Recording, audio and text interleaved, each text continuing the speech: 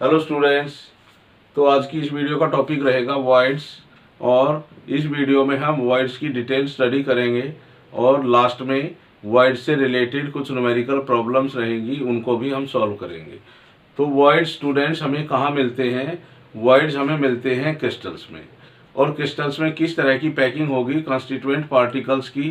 Crystal में हमें मिलती है closed packing arrangement of constituent particles. किसी क्रिस्टल में कॉन्स्टिट्यूएंट पार्टिकल्स क्लोजली पैक्ड रहेंगे, चाहे कितनी ही क्लोज पैकिंग अरेंजमेंट हो कॉन्स्टिट्यूएंट पार्टिकल्स की किसी क्रिस्टल में, वहां पर हमें कुछ एम्प्टी स्पेस या वैकेंट स्पेस भी मिलते हैं in between the constituent particles of crystals. तो वही वैकेंट स्पेस जो हमें मिलता है किसी क्रिस्टल के कॉन्स्टिट्यूएंट पार्टिकल्स के बीच में, वही होगा वॉइड। कई बार हम वॉइड्स के लिए किन्हीं दूसरे वर्ड्स का भी यूज करते हैं, और वो वर्ड्स क्या रहेंगे? इंटरस्टिशियल साइट्स या होल्स, और कई बार हम इसको इंटरस्टिशियस भी बोलते हैं। तो वॉइड्स के लिए कई बार हम इन वर्ड्स को भी यूज करते हैं। तो अब हम सबसे पहले डिफाइन करेंगे वॉइड्स को। तो वॉइड्स क्या है? द एम्प्टी और vacant space present in between the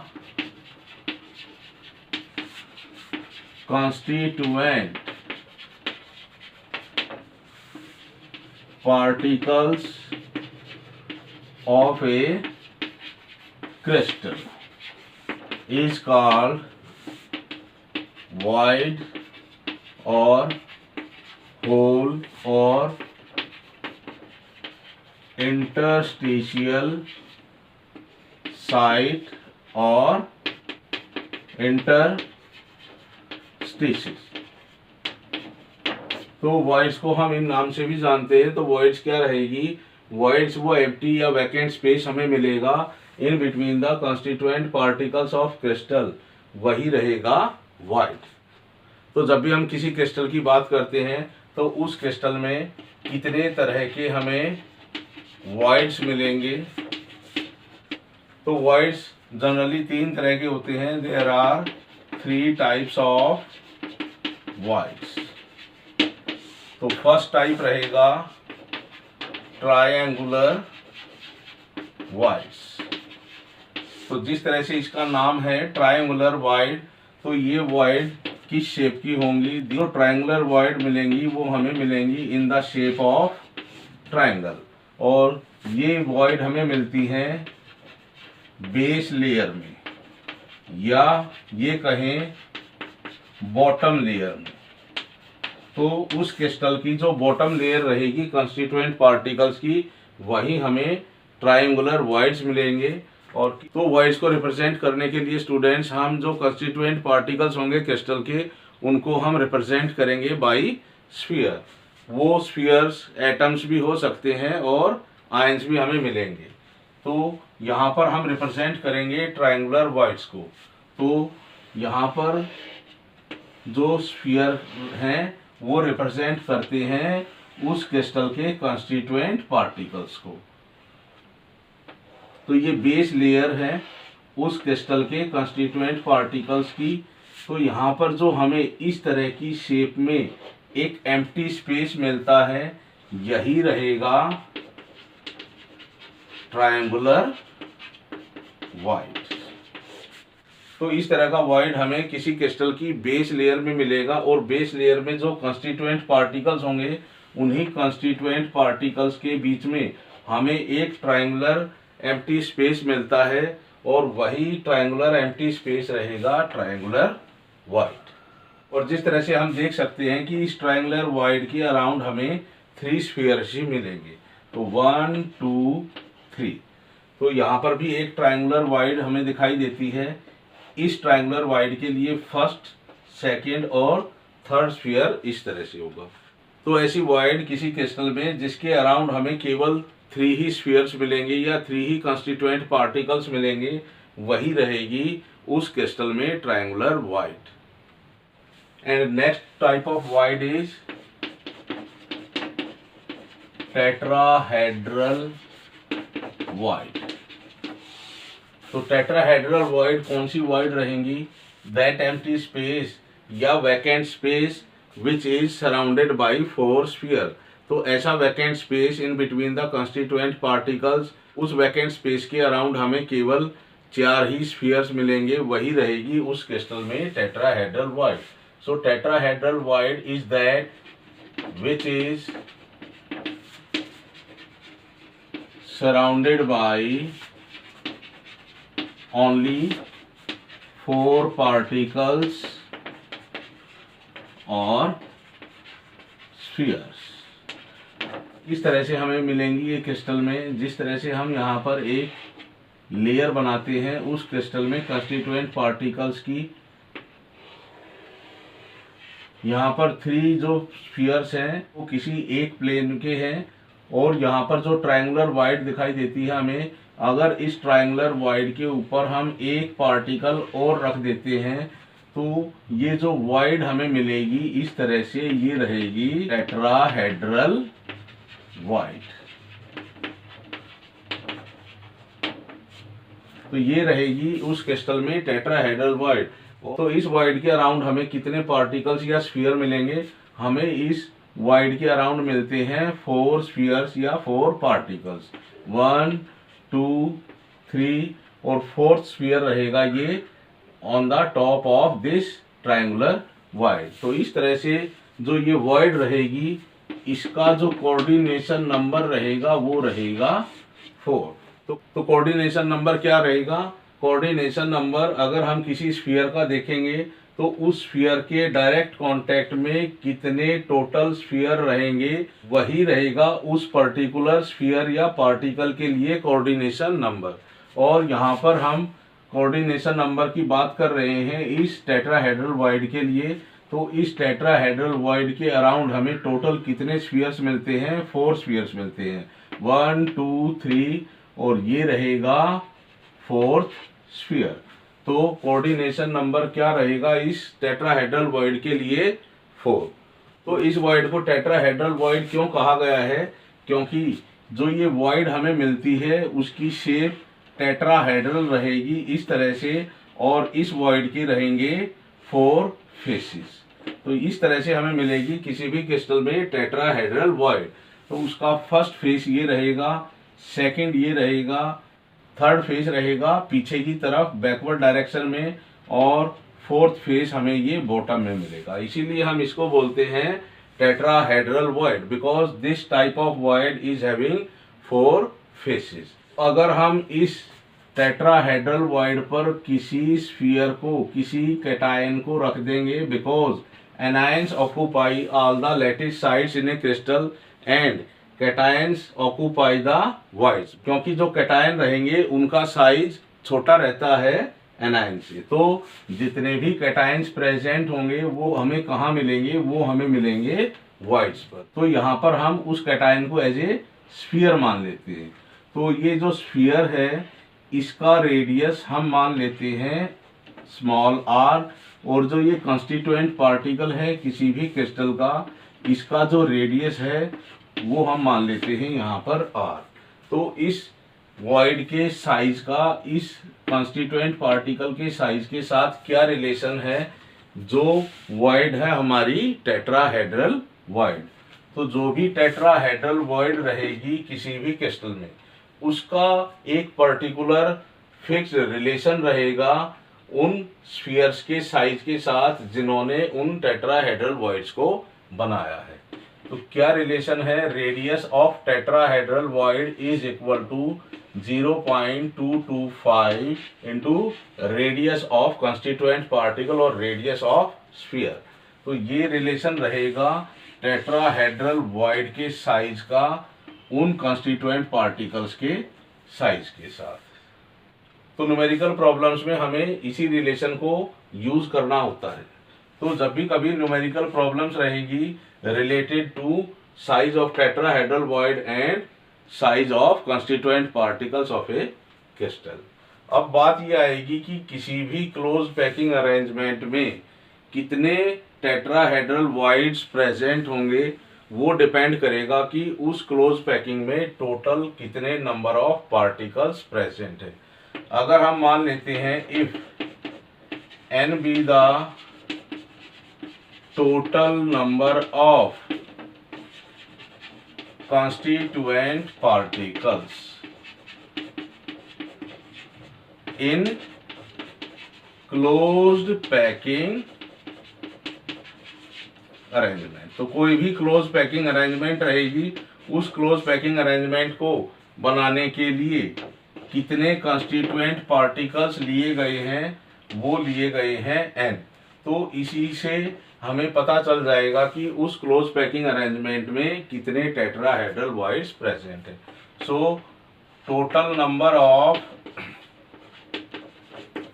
tetrahedral voids, कितने टेट्राहेड्रल वॉइड्स मिलेंगे उस क्लोज पैकिंग अरेंजमेंट में, वो मिलेंगे double the number of constituent particles. जितने कंस्टिट्यूएंट पार्टिकल्स से हमने वो क्लोज पैकिंग अरेंजमेंट अचीव की है, उससे डबल हमें मिलेंगे उस क्लोज पैकिंग अरेंजमेंट में टेट्राहेड्रल वॉइड्स।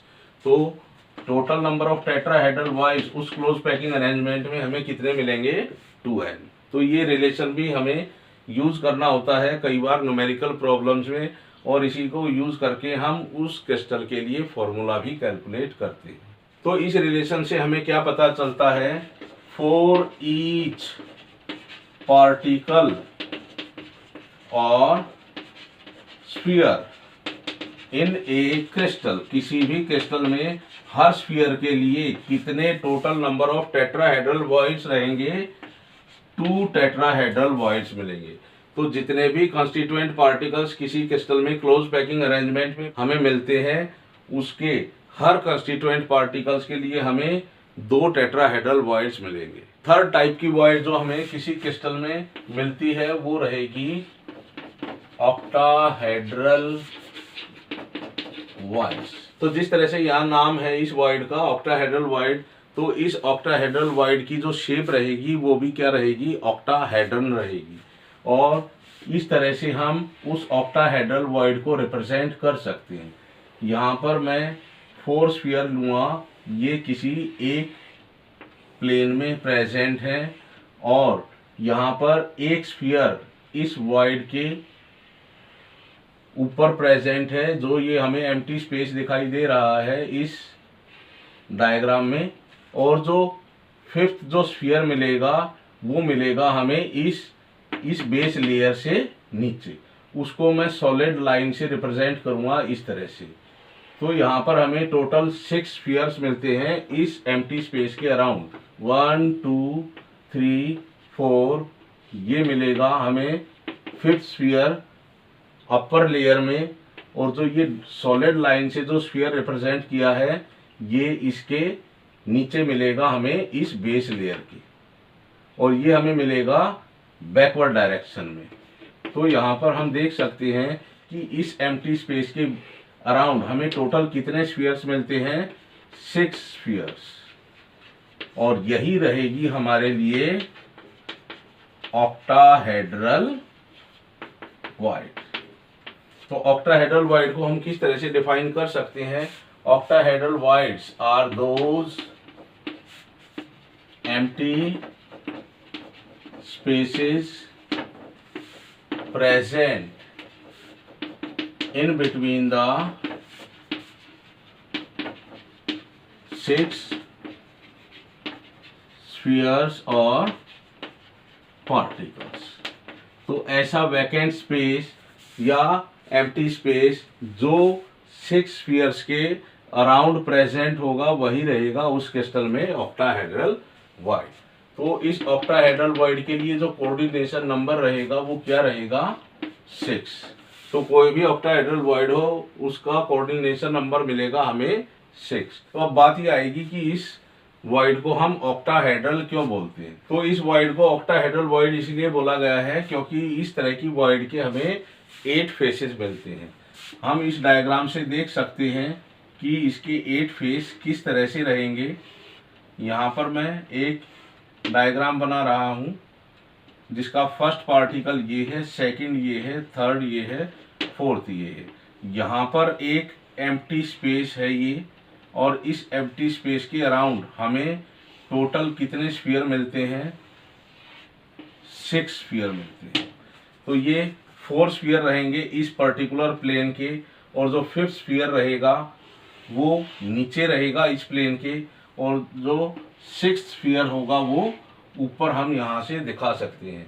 तो इस ऑक्टाहेड्रल वॉइड के अराउंड हमें टोटल कितने स्फीयर मिलते हैं? 6 स्फीयर मिलते हैं। अगर हम इनके सेंटर को इस तरह से ज्वाइन कर दें तो ऊपर हमें कितने फेस मिलते हैं? 1 2 3 और 4। ये फॉरवर्ड डायरेक्शन के लिए रहेगा। इसी तरह से 4 हमें इस स्फीयर के लिए भी मिलेंगे। तो इस तरह से जो ये शेप हमें मिलती है इस वॉइड के लिए वो रहेगी ऑक्टाहेड्रल। तो इसलिए हम इस वॉइड को बोलते हैं ऑक्टाहेड्रल वॉइड। तो जो ये ऑक्टाहेड्रल वॉइड है, इस ऑक्टाहेड्रल वॉइड का साइज भी डिपेंड करेगा उन कंस्टिट्यूएंट पार्टिकल्स के साइज पर जिनसे ये ऑक्टाहेड्रल वॉइड बनेंगे। अगर हम इस ऑक्टाहेड्रल वॉइड के रेडियस को रिप्रेजेंट करें बाई स्मॉल r, और जो ये कंस्टिट्यूएंट पार्टिकल्स हैं इनके साइज को अगर हम रिप्रेजेंट करेंगे बाई कैपिटल R, तो क्या रिलेशन रहेगा इस ऑक्टाहेड्रल वॉइड के साइज का इस रेडियस से? जो किसी कंस्टिट्यूएंट पार्टिकल्स का रेडियस है, कि जो भी ऑक्टाहेड्रल वॉइड का रेडियस होगा वो रहेगा 0.414 इंटू R। तो इसी रिलेशन का हम यूज करेंगे जब भी हम उन ऑक्टाहेड्रल वॉइड के साइज को कैलकुलेट करेंगे और जब हमें किसी कंस्टिट्यूएंट पार्टिकल का साइज दिया गया होगा। तो इस इक्वेशन की हेल्प से हम किसी भी ऑक्टाहेड्रल वॉइड के साइज को कैलकुलेट कर सकते हैं। उसके लिए हमें उन कंस्टिट्यूएंट पार्टिकल्स के साइज को दिया गया होगा। तो ये रिलेशन रहेगा ऑक्टाहेड्रल वॉइड के साइज का with the size of constituent particles. तो जो नेक्स्ट पॉइंट है वो है कि किसी भी क्लोज पैकिंग अरेंजमेंट में हमें कितने ऑक्टाहेड्रल वॉइड मिलेंगे। तो किसी भी क्लोज पैकिंग अरेंजमेंट में, चाहे वो क्यूबिक क्लोज पैकिंग हो या हेक्सागोनल क्लोज पैकिंग हो, तो उस क्लोज पैकिंग अरेंजमेंट में हमें टोटल नंबर ऑफ कितने ऑक्टाहेड्रल वॉइड्स मिलते हैं? तो नंबर ऑफ ऑक्टाहेड्रल वॉइड्स कितने होंगे is equal to number of constituent particles in closed packing arrangement। किसी क्लोज पैकिंग अरेंजमेंट में कितने कंस्टिट्यूएंट पार्टिकल्स प्रेजेंट होंगे उतने ही उसके लिए ऑक्टाहेड्रल वॉइड मिलेंगे। तो मान लेते हैं हमारे पास n कंस्टिट्यूएंट पार्टिकल्स हैं किसी भी क्लोज पैकिंग में, वो नंबर ऑफ ऑक्टाहेड्रल वॉइड्स कितने होंगे? नंबर ऑफ ऑक्टाहेड्रल वॉइड्स, तो वो भी हमें कितने मिलेंगे? n मिलेंगे। तो इससे हमें पता चलता है for each particle in A crystal, तो कोई भी क्रिस्टल हो उसके हर पार्टिकल के लिए there is only one octahedral void. तो हर कंस्टिट्यूएंट पार्टिकल के लिए हमें केवल एक ही ऑक्टाहेड्रल वॉइड मिलेगी। लेकिन टेट्राहेड्रल वॉइड्स हमें कितनी मिलती हैं हर कंस्टिट्यूएंट पार्टिकल्स के लिए किसी क्रिस्टल में? वो मिलेंगी हमें double the number of constituent particles in that crystal. तो ऑक्टाहेड्रल वॉइड उतनी ही होंगी जितने किसी क्रिस्टल में कंस्टिट्यूएंट पार्टिकल्स रहेंगे, लेकिन टेट्राहेड्रल वॉइड्स हमें मिलेंगी double the number of constituent particles in A crystal. तो स्टूडेंट्स, हमने यहाँ पर 3 न्यूमेरिकल प्रॉब्लम्स ली हैं। तो फर्स्ट न्यूमेरिकल में क्या गिवन है कि जो x और y दो एलिमेंट्स रहेंगे जो कंबाइन करके क्रिस्टल की फॉर्मेशन करते हैं, और उस क्रिस्टल में जो y एटम्स रहेंगे वो हमें मिलेंगे hexagonal close packing lattice arrangement में, और जो x एटम्स मिलेंगे वो मिलेंगे हमें ऑक्टाहेड्रल वॉइड्स पर। और कितनी ऑक्टाहेड्रल वॉइड्स पर हमें मिलते हैं? वो 1/3 ऑक्टाहेड्रल वॉइड्स, जितनी ऑक्टाहेड्रल वॉइड्स उस क्रिस्टल में प्रेजेंट होंगी उनकी 1/3 पोजीशंस को वो एक्स एटम ऑक्यूपाई करेंगी। तो let n be the number of y atoms. तो टोटल कितने एटम्स प्रेजेंट हैं उस क्रिस्टल में y एटम्स, वो हम मान लेते हैं n। तो इसमें कितनी ऑक्टाहेड्रल वॉइड्स रहेंगी, ऑक्टाहेड्रल वॉइड्स, तो वो भी हमें कितने मिलेंगी, जितने नंबर ऑफ y एटम्स हमें मिलते हैं उस क्रिस्टल में, और वो कितने रहेंगे n। तो उन n ऑक्टाहेड्रल वॉइड्स में से टोटल कितनी वॉइड्स पर हमें पार्टिकल्स मिलेंगे, x एटम्स मिलेंगे, वो मिलेंगे हमें 1/3 ऑफ n। तो इन्हीं n इंटू 1/3 पोजिशन पर हमें मिलेंगे x एटम्स। तो अब हम कैलकुलेट करेंगे इस क्रिस्टल के लिए फॉर्मूला। y एटम को हम पहले लिख लेते हैं, x को हम बाद में लिखेंगे। तो y एटम्स कितने प्रेजेंट हैं उस क्रिस्टल में, n, और x एटम्स कितने प्रेजेंट रहेंगे, n/3। तो यहाँ n से n कैंसिल हो जाएगा, तो हमें क्या मिलता है, y/x 1/1/3। तो 3 यहाँ आ जाएगा, तो y कितने मिलेंगे हमें, 3 एटम्स, और x कितने मिलेंगे हमें, 1 एटम। तो यहाँ से हमें जो फॉर्मूला मिलेगा उस कंपाउंड के लिए वो क्या रहेगा, y3x। तो इस तरह से हम कैलकुलेट करेंगे उस क्रिस्टल के लिए फॉर्मूला। तो जो सेकंड न्यूमेरिकल हमें दिया गया है उसमें क्या गिवन है कि x and y, there are 2 elements x and y, और वो कंपाउंड फॉर्मेशन करते हैं जिसमें y जो एटम्स रहेंगे वो क्यूबिक क्लोज पैकिंग लैटिस पर हमें मिलेंगे, और जो x एटम्स होंगे वो ऑक्यूपाई करेंगे ऑक्टाहेड्रल वॉइड्स को, और कितनी ऑक्टाहेड्रल वॉइड्स को ऑक्यूपाई करते हैं वो करते हैं 2/3 ऑफ ऑक्टाहेड्रल वॉइड। तो मान लेते हैं जो y एटम्स हमें उस क्रिस्टल में कितने मिलेंगे, n मिलेंगे, और इतने ही हमें मिलेंगे ऑक्टाहेड्रल वॉइड्स, और ऑक्टाहेड्रल वॉइड्स भी कितने रहेंगे, n मिलेंगे, और कितनी ऑक्टाहेड्रल वॉइड्स को वो x एटम ऑक्यूपाई करते हैं, वो करते हैं 2/3 ऑफ n। तो यहाँ से हमें क्या मिलेगा, 2n/3। तो इसके लिए हम फॉर्मूला कैलकुलेट करेंगे। y एटम्स लैटिस साइट पर प्रेजेंट होंगे, x एटम्स प्रेजेंट होंगे ऑक्टाहेड्रल वॉइड्स पर, और y कितने एटम्स हैं, n है, और x कितने एटम्स होंगे, 2n/3। तो यहाँ से n से n कैंसिल हो जाएगा, हमें मिलेगा 1:2/3, और 3 यहाँ आ जाएगा। तो हमें क्या रेशियो मिलता है y और x का उस कंपाउंड के लिए, 3:2। तो क्या फॉर्मूला रहेगा उस क्रिस्टल के लिए, y3x2।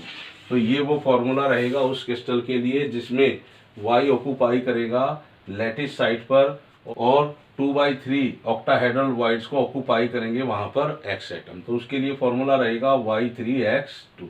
थर्ड न्यूमेरिकल दिया गया है, उसमें 2 एलिमेंट्स हैं a और b जो कंबाइन करके कंपाउंड की फॉर्मेशन करते हैं। उनमें जो a एटम्स रहेंगे वो ऑक्यूपाई करेंगे लैटिस साइट को, और जो b एटम्स होंगे वो ऑक्यूपाई करेंगे 3/4 ऑफ टोटल टेट्राहेड्रल वॉइड्स। तो उनमें 3/4 टेट्राहेड्रल वॉइड्स को ऑक्यूपाई करेंगे b एटम्स। तो इस क्रिस्टल के लिए या इस कंपाउंड के लिए क्या फॉर्मूला रहेगा, जैसा हमने यहाँ पर पहले वाले न्यूमेरिकल्स में किया था उसी तरह से हम इसको सॉल्व करेंगे। जो ए एटम्स हैं वो ऑक्यूपाई करते हैं लैटिस साइट को, तो यहाँ पर भी हम मानेंगे। तो नंबर ऑफ ए एटम्स, कितने टोटल ए एटम्स होंगे जो लैटिस साइट पर हमें मिलेंगे, n। अगर n एटम्स लैटिस साइट पर होंगे तो उस क्रिस्टल में total number of tetrahedral voids हमें कितनी मिलेंगी, वो मिलती हैं वॉइड्स जो हमें मिलेंगी वो कितनी मिलेंगी, 2n। इन 2n टेट्राहेड्रल वॉइड्स में से कितनी टेट्राहेड्रल वॉइड्स पर हमें b एटम्स मिलेंगे, वो मिलते हैं हमें 3/4 टाइम्स। तो कितनी टोटल टेट्राहेड्रल वॉइड्स को ऑक्यूपाई करेंगे b एटम्स, वो हमें मिलते हैं 3×2=6n/4। तो यहाँ भी हम रेशियो लेंगे a और बी एटम्स के लिए ए एटम्स कितने रहेंगे उस क्रिस्टल में n, और जो बी एटम्स हमें मिलेंगे 2/3 टेट्राहेड्रल वॉइड्स पर वो कितने होते हैं 6n/4। तो 6n/4 हमें मिलते हैं बी एटम्स। तो जब हम इसको सॉल्व करेंगे तो n से n कैंसिल हो जाएगा, तो a और b के लिए हमें क्या रेशियो मिलेगा 6/4। तो जब इस 4 को यहाँ मल्टीप्लाई करेंगे हम, तो a और b के लिए जो रेशियो हमें मिलता है वो मिलता है 4:6। तो यहाँ से भी हम इसको डिवाइड कर देंगे A2B3। तो A के लिए हमें कितने एटम्स मिलते हैं 2, और B के लिए हमें कितने एटम्स मिलेंगे 3। तो यहाँ से हम फॉर्मूला कैलकुलेट कर सकते हैं A2B3। तो इस कंपाउंड के लिए जो हमारा फॉर्मूला रहेगा वो रहेगा A2B3। तो जितने भी A एटम्स होंगे वो लैटिस साइट को ऑक्यूपाई कर रहे हैं यहाँ पर, और बी एटम्स ऑक्यूपाई करते हैं टेट्राहेड्रल वॉइड्स को। और कितनी टेट्राहेड्रल वॉइड्स को ऑक्यूपाई करेंगे B atoms 3/4 of total tetrahedral void. तो उसके लिए भी हम इस तरह से कैलकुलेशन करेंगे। तो जो भी न्यूमेरिकल प्रॉब्लम्स हमें मिलेंगी related to the tetrahedral and octahedral voids which are occupied by atoms, उनको भी हम इसी तरह से सॉल्व करेंगे।